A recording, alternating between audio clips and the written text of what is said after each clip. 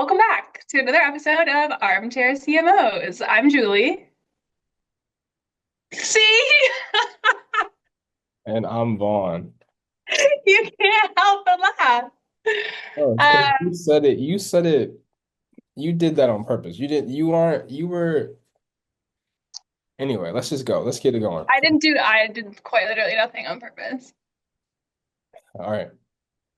You did. Now we know it's not just me. That was like the most validating thing that I've ever had happen. Anyway, welcome back. Um, we're recording late this week, but that's fine. We had to wait until men's March Madness finals over. I'm glad we also um, had some other sports news happen this week, which was Ovechkin beating Wayne Gretzky's goal record, um, which I saw when he tied it. I had the TV on when he tied it, but I don't think I saw when he beat it. You weren't watching, were you? That was the same day as the final, men's final, or the day I don't after. remember what day it was. I think I might have been at the festival and I got like notifications on my phone, but Yes. I don't It was actually Sunday. remember. It was Sunday because it was before the women's final. Okay. So So yeah, no, I I was was not watching. I was getting ready for the women's final and then traveling. So no. so okay, so we didn't neither of us experienced it live, but I had like made a note when he tied it Friday, um, to make sure we were like paying attention to any like marketing stuff that came out of it. And there definitely was a fair amount. I've written down four things here, Vaughn. I don't know if you'll like remember others as they come up. I'll try to go through pretty quickly, like stop me, I guess, if you have thoughts. Yep. Um, so the first one, which I really liked, was Budweiser did a little activation type of thing, a little campaign for their Budweiser Zero, like non-alcoholic beer, where they sent like a little package to all of the NHL goalies who had never been scored on by Alex Ovechkin, which I love this because it's like flowers to Ovechkin, but it's also to like all the goalies. It's also like a little bit cheeky. Like it's a little bit like, yeah, you're one of the greats, Alex, but you haven't scored on these guys. So I don't know. I really liked this. I also think like the non-alcoholic space is getting really crowded, and so I felt like this is an interesting way of kind of like pulling some attention to Budweiser's non-alcoholic option. Yeah, I thought it was cool. I think it's super creative to try to figure out a unique way to insert your product into a situation that has nothing to do with it. Because even though we know beer and spirits, specifically Budweiser, has been a big brand partner in sports for decades, and it's a non-endemic brand. So having to be more creative in how you are in integrating into those moments, I think was a cool example of it. Non-alcoholic beer makes no sense to me, by the way. That's just a separate Um, thing that we don't have to talk about right now. I mean, I have turned fully to like non-alcoholic options, and I love when there's non-alcoholic beer available. I didn't know Budweiser had one, so Budweiser. So this did like it worked on me, but that's also how I know that the space is getting very crowded because like it feels like everyone has one Drink some water. now. Hmm? Just drink some water. Go like Go ahead. sober, then you'll know. Then Right. you'll understand. All right, number two. We've actually talked about this before, but we've talked about it a few times, I think. But it feels like there is like growing demand for printed tickets again. Which honestly, this makes a lot of sense. Like I remember when the whole ticketing world started going to digital in the first place, there like was a lot of resistance because people like physical tickets. Um, but like simultaneously, it's nicer to not have to like remember something in addition to your phone. Like it's nice to just be able to pull up like your Google Wallet or whatever, Apple Wallet. Um, but the Islanders are offering to print physical, like commemorative tickets to the game where Ovechkin scored this goal, for $45. So love that they're offering to do the physical tickets. I think that's smart. I think there's there's probably demand for it. That's probably what gave them the idea. Um, the like revenue driver in me likes that they're charging for it. The fan in me hates that they're charging for it. But just like an interesting moment. I'm honestly surprised that like other teams haven't done this for like other, big landmark games. Yeah. I mean, they might have, and I didn't know, but I thought it was cool. I mean, I feel like that's like charging for it makes sense to me because it's probably the record of all records in the NHL. And at that moment, it's no longer a ticket; it's a piece of memorabilia. So like Yeah. let's get some revenue from it because people will pay for it, and it's gonna obviously it needs to cover the costs of printing it, but like you're probably gonna spend some time having your creative people design something that's cool so it looks nice in addition to it having the physical, you don't just want to print a regular ticket that just has the basic information on it. Like you want it to look cool. So That yeah, might be what they're doing. I don't yeah. know. Let's see. I actually don't have that information. Um, I think it's also part of it because the price is probably more than it would normally be because you're not going to print. Like when you buy ticket stock, that's generic ticket stock for the whole year, right? Like that's bulk, super cheap, yeah. right? But if you got to do shorter, smaller run just for this, like that's going to cost you more money. That you got to have the price cover that. I didn't think about it this way, but it's like the Islanders doing this, and it's probably going to be a lot of Caps fans buying it. So it's a good way for the Islanders to make money off Yeah. of a record that like kind of it doesn't belong to the Caps, but it's like associated with the Caps. Where if it was the Cap, it was like home. That is where I'd be like, maybe the Caps should be doing it for free to anybody who is at the game as like a loyalty kind of thing. I'm interested. Did they say anything about like, are they going to limit it only to the amount of people that were at the game, like to people at the game? It says for fans who attended, which I did note. It seems like it has to be like your ticket Got you. that you sat in. Is like what made me think about it. I'm not sure. I don't have much information about it, but like, I guess I could Google and find out more. I'm just looking at the Instagram post. No, Um, that makes sense because you don't want to, like to your point, you don't want it to be a cash grab. Like you want it to be like an authentic like experience, right? Like an yeah, authentic thing that like for people that came to the game, if you want to buy it, cool. But if you didn't come to the game, you missed it. It's like there's no need for you to be right. a good one. Yep, Yeah, I like it. yeah, that was smart. All right, third thing. This one should be quick, but I love when teams do this. Like when a team goes to Super Bowl or college goes to March Madness final or something, and all the teams in the city do like a congrats or like good luck post. I always think that's really cute. Um, so Jordan Poole, Wizards put out a video with Jordan Poole, and maybe one or two other players just saying like congrats to Ovechkin and like talking about how cool it is that he owns this record now and like what an amazing athlete he is. So like thought it was smart that they did something. Like I said, I always think it's cute when teams do this. So not like a huge deal, but you know, took advantage. Yeah, I always think that it's a no-brainer to do, especially when you're in those big markets like that. Um, and I think, my experience too, like for being on the college side, it always like helped us more than it helped the pro teams, but like it was a way for us to insert ourselves in the conversation, which was like super valuable. So I don't think I would worry about like just from the Wizard standpoint is like, do you get a bunch of pushback when you do it because you stink, right? They're not good. Like the I people, mean, I just scrolled down at the comments and I didn't see any of that like at first glance. yeah, Um, that's good. I think Keep it we talked positive. about this with the Wizards earlier this year. Like they were doing some cool stuff with the mascot and the Pups night, whatever it was, Hoops and Hounds. They're not good, but I think they've been doing a good job making themselves relevant as like a community member. Like, hey, you live here. This is like your at least right now, like your hometown. Like, you should like the Wizards because like we're a part of your community and so are you. Like, whatever. And like tying themselves to another team in the district, I think does something similar. Like, it makes you feel a sense of loyalty. It's like if you feel any loyalty to the Caps it might like throw some of that loyalty at the Wizards too by doing that kind of thing. Yep. I think it's more of them like being like, we're the DC team, whether or not we're good, so you should probably like us. Like, I don't know. All right. Last one that I have is the Caps are having an event Friday at Union Station, which is the train station in DC.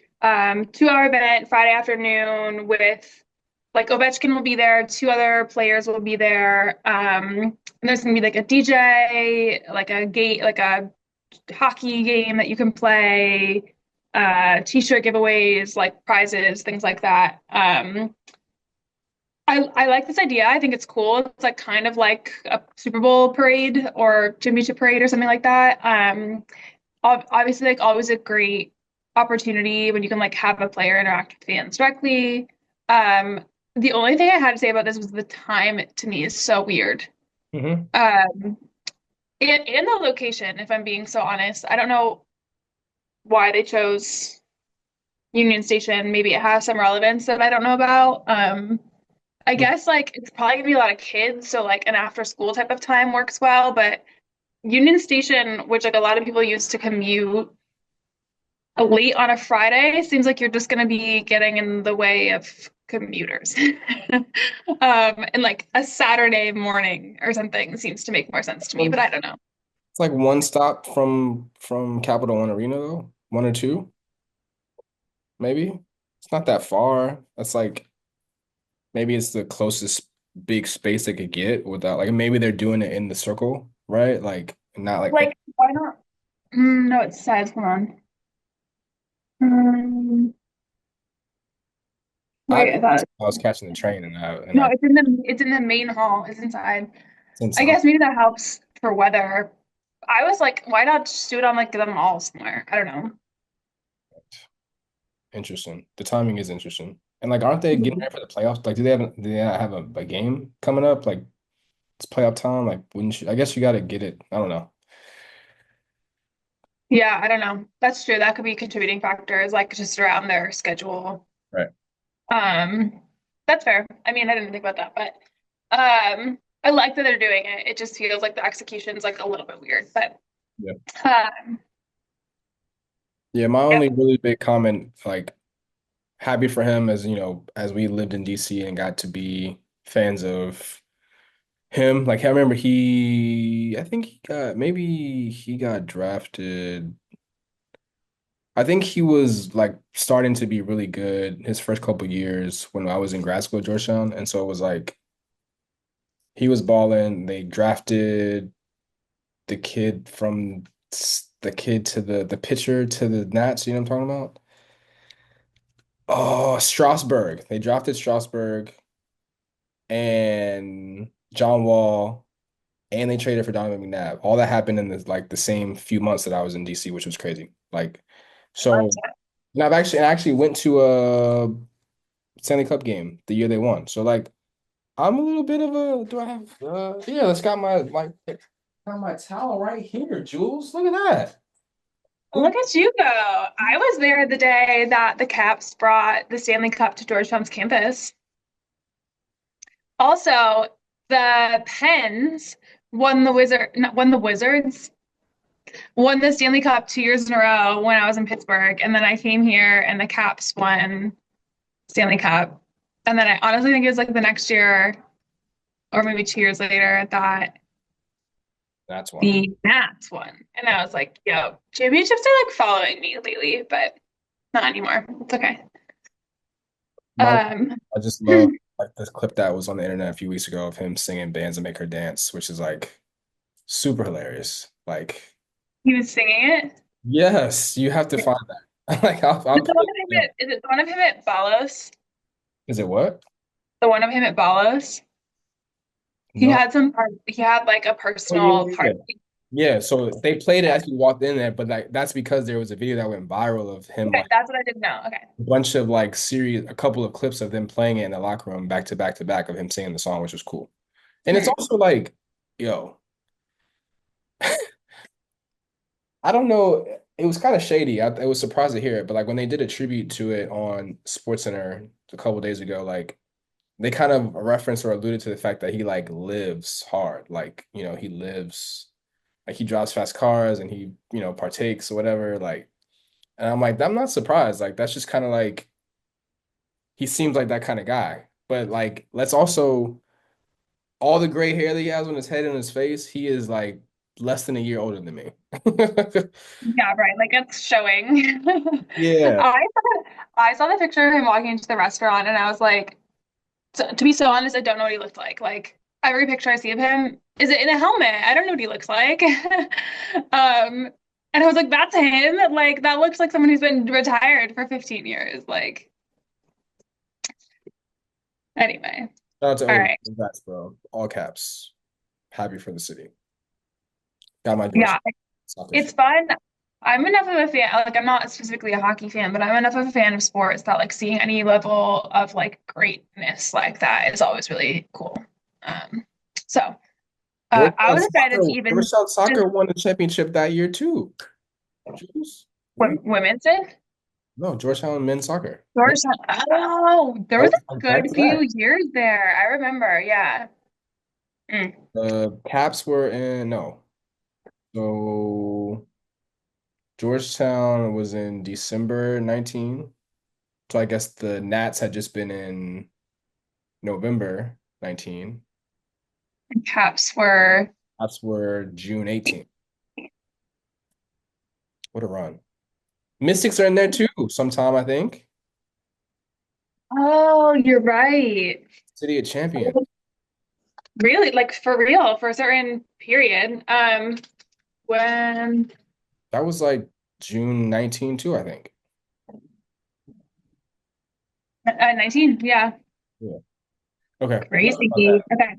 Wow. What a year. Okay. Speaking of Uh, champions, let's get into the end of the Final Four. Match Madness is officially over. Jules wants to brag Matt, about the fact that she won her bracket. Go ahead. I need to brag. I need to brag because I won all three of my bracket groups last year. I won all three of my bracket groups this year. I won fantasy football in between. I am on a run right now, and you can't tell me anything. Um, I'm very excited. I was like not projected to win any of them at a certain point because the ESPN models did not have Florida winning.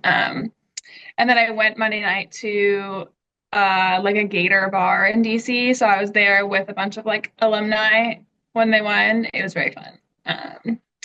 So I'm just the goat at brackets. That's all. I just needed to take a quick detour down that path. All right. Thank you for entertaining that. Moving on to I wanted to take a couple minutes to do like a quick run through some of the commercials and content that came out like right before the final games or right after, like once we had a winner. We've been doing this for like basically everything that's been happening since we started this. So thought it would be good to touch on all the things we saw. Let's start with women, the UConn Nike dog food commercial, which I did love, but it looks like you have some thoughts. Yes, it was very well done. It immediately gave me feels like a 90s dog food commercial. And I found one on YouTube for a Mighty Dog, and it was like almost the same exact like cadence of the copy, the type of music in the background. Like it was to me, it seemed like it had to be the inspiration for that, but it worked very well. Like it worked very well. Yeah, I mean, a quick turnaround too. Like when you gotta be able to come up with something cool like that, I think that like doing that type of spot lends itself to be ready for it. You don't have to worry about getting a bunch of player content or, highlights. Like you've got, Yeah. Yeah. yeah, like you've got that framework of that and you just dropping in whatever clips you can get from the games when you get them and you had it ready. Yeah. I thought it was cool. I thought it felt like it was like a little different. A lot of those love to be almost like hype video feeling, like they show some of the highlights and the celebratory pictures and whatever. And the fact that this one like had a very different vibe to it, I felt like it was kind of cool. Yeah, very creative. Um, Okay, next one we talk about, which if you follow us on Instagram, you already saw our thoughts, was the Gatorade Gator Made commercial with the chomping hand motion. Every single like I got sent this a few from a few different people on Instagram via group chats, like all of the comments. Every single person who saw this was like, "This is very cool. This is very well done." Yeah.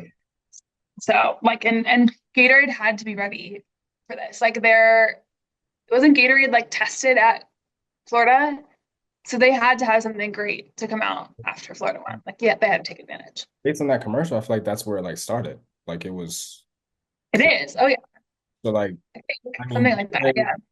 Gatorade was prepared to win in March Madness, like knowing that Florida had a good shot to win it was kind of like their back pocket, but they went all in with their ad, like we talked about a couple weeks ago, with Paige, Juju, and Cooper, assuming that at least one of them was gonna be have a good shot to win, and one of them did, which was great. Like they had a spot for Paige too. But then on top of that, you got one of your three, which was great, and then you got your namesake, which is like you can't script that. Like the one thing I will say about it that I thought was a little weird at first, but then when I realized that they collabed, like I was like, there's no way that Gatorade, like Florida's not a Gatorade school. There's no way.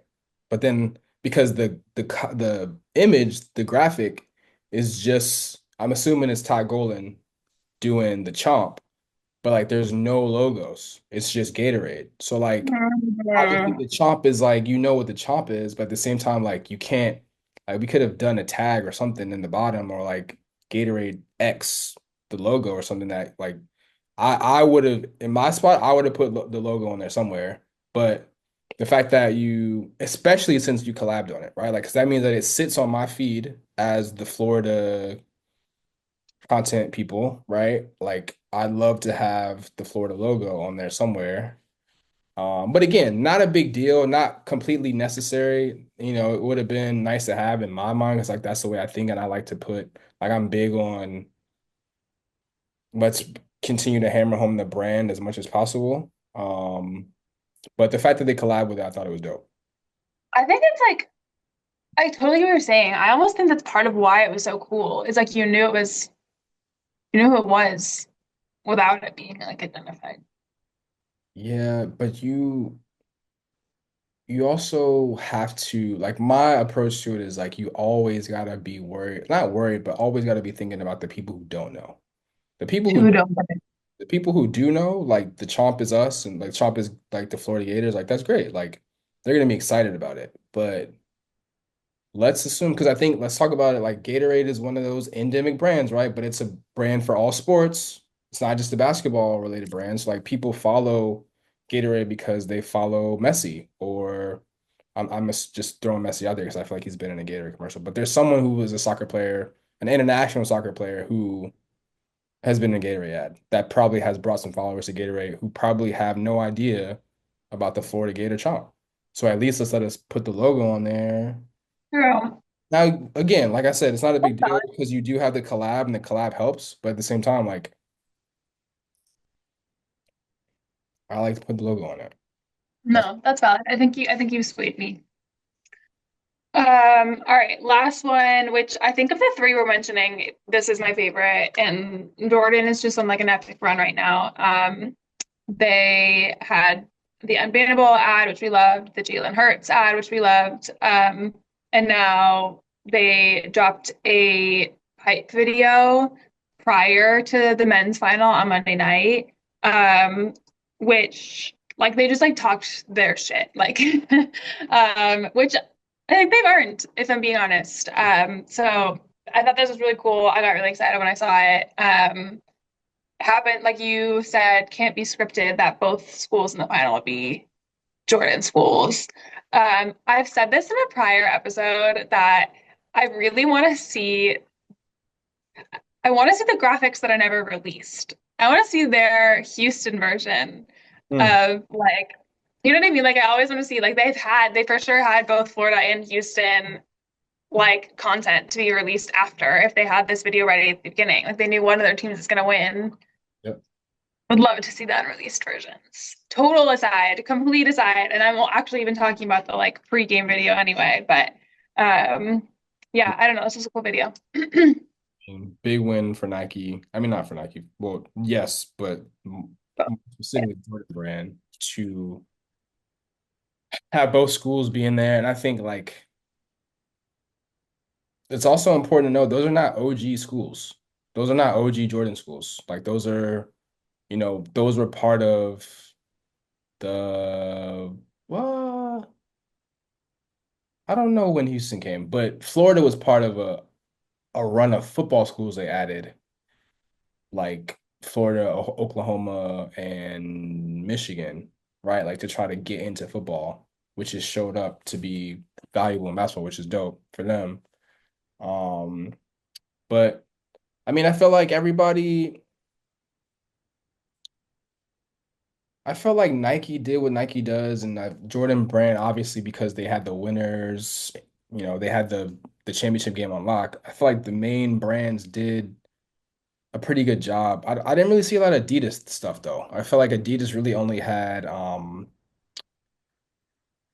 Texas Tech, maybe Texas, Oh yeah. and I I don't feel think like I saw much with them. yeah, I think I saw this commentary. We probably saw the same thing that said like, yeah, Adidas is like very absent and they should have done more with Texas Tech. Yeah, but big one for Jordan. I mean, I just starting this with all due respect is cool as hell. Like I got excited as soon as I saw that. You know what I mean? I don't know. You know what comes after with all due respect is gonna be cool. yeah, like it's like about to really let you guys know that we're not because that's what you can do in that moment when you know you're gonna walk away with one of the teams being the national champion. True. Yeah. Yeah. I loved it. All right. Is that all? Did you have any others that you want to talk about? I'm sure there's like stuff we're missing, but those were just the few that No, that's thought were worth mentioning. I Okay. I don't think I really yeah, there's not really anything else. Before we leave, obviously I gotta say shout out to my boy Carlin Hartman, associate head coach at Florida. My guy, national champ. Super excited for him. Oh, that's exciting. He I was texting with him the day they got to San Antonio. Cool dude. Like he was at Richmond before I got there, but then we were at Rice together. But I randomly, this is just me going on a rant. That's like what I like to do, talk about all the people I know, right? I randomly, when I was at Georgetown, I randomly saw his wife and his son sitting at a restaurant outside. And I knew them because we were at Rice and his family was around all the time. So I like went up to him and I was like, hey, good to see you. What are you guys doing here? And the son was there for an AAU tournament. So I text Colin, I was like, hey, I just saw your wife and Joseph. And he was like, oh, that's great, man. Like, hey, can you take Joseph on a tour tomorrow? I was like, sure. So I just literally walked Joseph around the department at Georgetown. So now Joseph is about to be a senior and he's like taller than his dad. Um, so yeah, look out for Joseph Hartman, class of 2026. It's gonna be a baller wherever he goes. Okay, moving on. All right, what we got? Wait, I actually am not ready to move on. Well, no, I am ready to move on. Just like other mentions. But I'm gonna add something really quickly. Did you see Florida went on like a boat on the San Antonio Canal walk, river walk, whatever it is? They went on the little river that like cuts through the city, and I know that like a river walk is like there's a lot of it's kind of like a attraction of San Antonio. I don't know whose idea that was, but I feel like that's good marketing for San Antonio. I feel like a lot of time the cities miss out on the opportunity to like market themselves when they're destinations for some of these like big events. And I doubt it was like their idea, and I doubt they did anything with it. But I saw like a lot of content about them then going on this boat down the river walk after they won. So like I feel like that's just good marketing for San Antonio. So I feel like it's like a little bit of a missed opportunity. Okay. The only San Antonio content I saw was this video of Charles Barkley doing the balloon pop thing with some women from San Antonio. Because like it's like his thing. he's always talking trash about San Antonio, saying they have big fat. Big people. Yeah. And I also saw a video of him eating churros that were like, I'm a big fan of churros, by the way. But that's part of his San Antonio shtick is big women eating all the churros. And so like there was a video clip of him eating churros.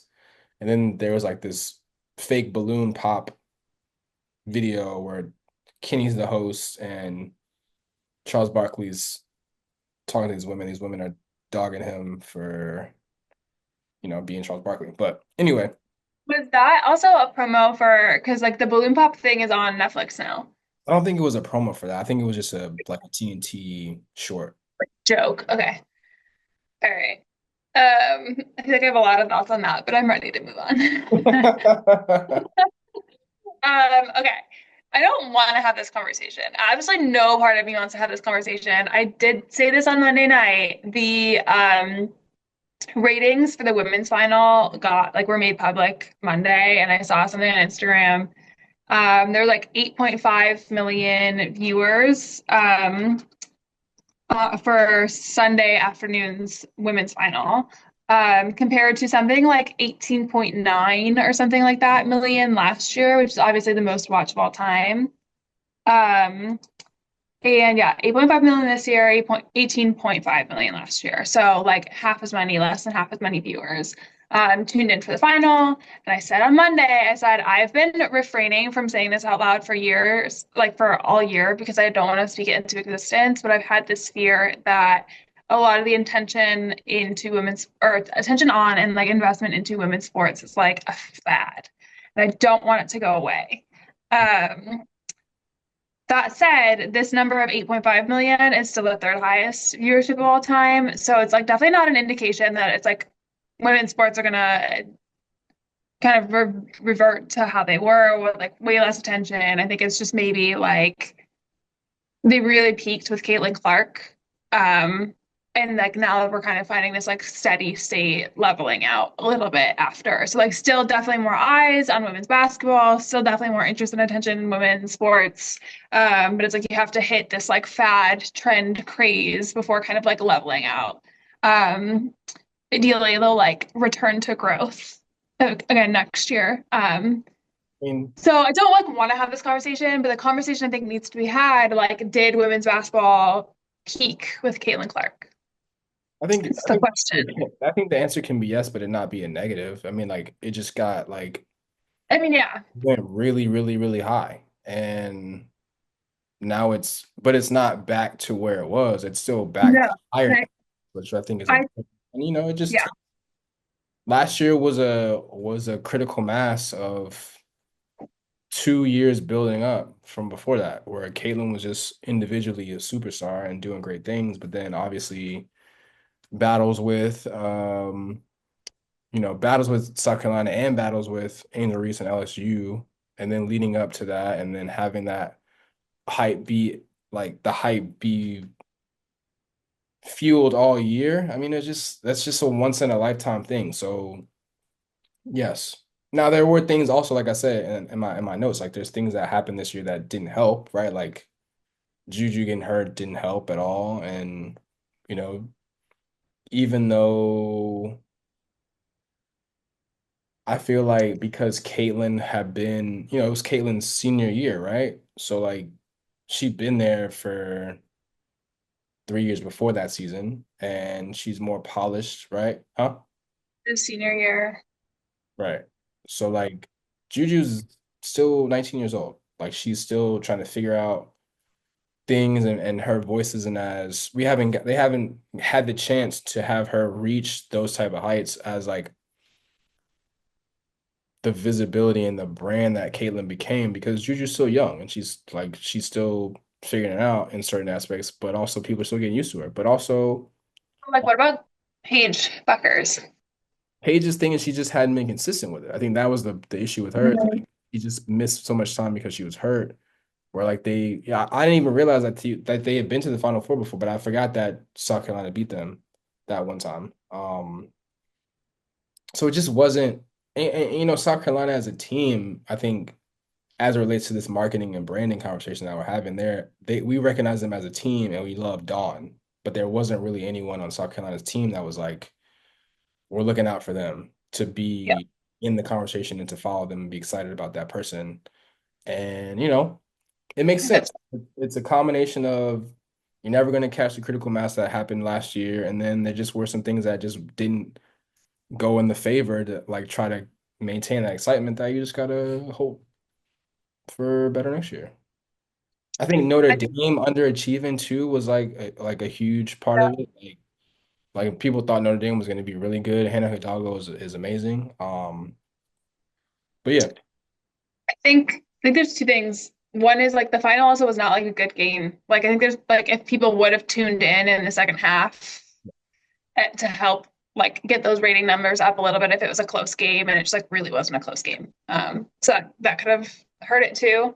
Um, Other thing I'll say is like Caitlin Clark feels a little bit like a like once in a generation type of player. And so like I think it's also like allowed that it kind of peaked with her.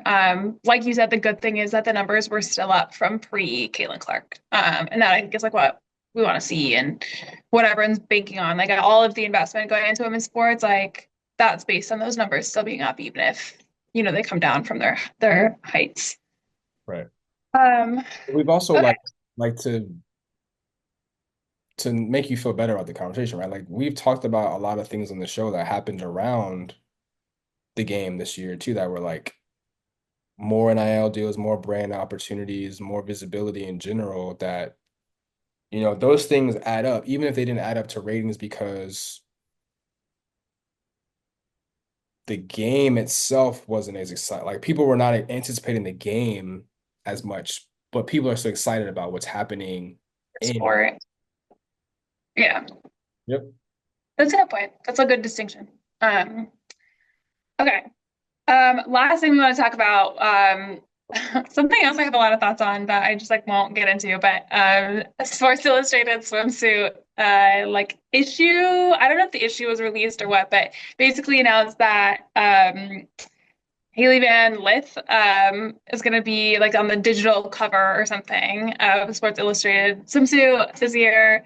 And they did like a teaser video and everyone kind of knew it was her, which I thought was really interesting. They showed a basketball, which helped like narrow it down. But then like so the teaser video, well done. Then actually announced it. And the part that you and I both thought was so weird was the post announcing it was on the SI Swimsuit account, collabed with Hailey herself, Big 12 Conference, Sports Illustrated, and then TCU women's basketball account, which I think is so weird. Like, yeah, like that's a huge kind of honor and like a lot of press for her. Like, I guess honor, you might consider it an honor. I don't know. It's like a lot of press for her, like kind of cool in a lot of ways.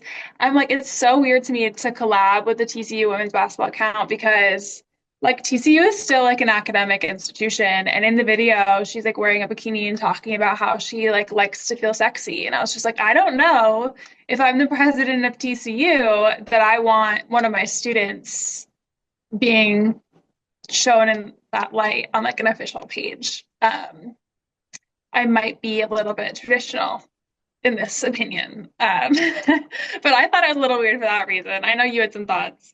Yeah, I mean, it's a Christian university. And TCU stands for Texas Christian University, which is another layer that I don't that neither one of Yeah. us into, but it's also I think important to mention. But the biggest thing for me, two things I'll say about it. One, again, I think it's weird because she's done. She's done playing. Like the basketball season is over. Her career as a college basketball player is over. So, you know, there's not really a lot of it to say, let's make sure that we collab with the team because it's about this person that's a part of the team. She's only on the team for 1 year, right? Like she's not like this historic figure for TCU women's basketball that True. celebrate everything she does. Like she was here for a year and now she's going to do other things.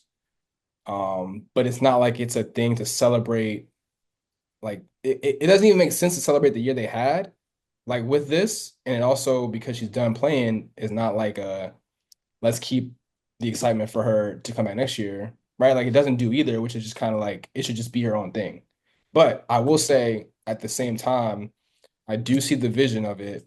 And a huge part of the reason why the teaser featured Big 12 is Brett Yormark, who's the commissioner of the Big 12, is all about being aggressive outside the box and building the brand of the Big 12. He used to be head of like he had a high level executive job with the Nets and was involved with that when Jay-Z, I'm pretty sure he was there with like when Jay-Z and the whole Brooklyn Arena opened, if I'm correct. But I know he's got a lot of experience specifically in pro sports, and I've seen him in interviews talk about he is very adamant about making sure that the Big 12 as a brand stands out. And this makes total sense, right? Like the Sports Illustrated Swimsuit edition is one of the most is part of the pop culture lexicon in our world, in our society, right? In our country, right? So he has the connections and he has the power to be able to say, like, how can we in ourselves, like this is a space that hasn't been done in this way before. How do we get in there? What makes the most sense? And maybe this was the person that made the most sense to do it. And it's great visibility for the Big 12. But it's great visibility for Hailey Van Lith too. Like I'm assuming that's just gonna help keep people excited about her, and she's gonna try to go to the WNBA. But to our Yeah, points it's about great yeah, for her. Yeah. our previous points about TCU is like maybe it doesn't make as much sense, but it's also like at that point when it checks so many other boxes. Like when Brett Yarmark checks it off for the Big 12 box, and then it checks off this box for Hailey Van Lith. It's like when you're TCU, especially TCU in basketball, you don't want to like not be involved, right? Like you don't want to like But I not also, participate. I mean, I guess because it's the basketball account, it's like a little bit more removed from the university itself. But I'm thinking like, It's the basketball account. It may like in that standpoint, yeah, if you're the basketball account, you gotta be connected, like because like it's still she's not doing it as a player. There's nothing about TCU. I don't know. I still am a little, I don't know for sure. I think I sent you the upside down smiley face emoji about it, and I still feel the same way. We've come so far that I don't know how to express it in words, only emojis. So I still just like that's how I feel about it. Um, all right.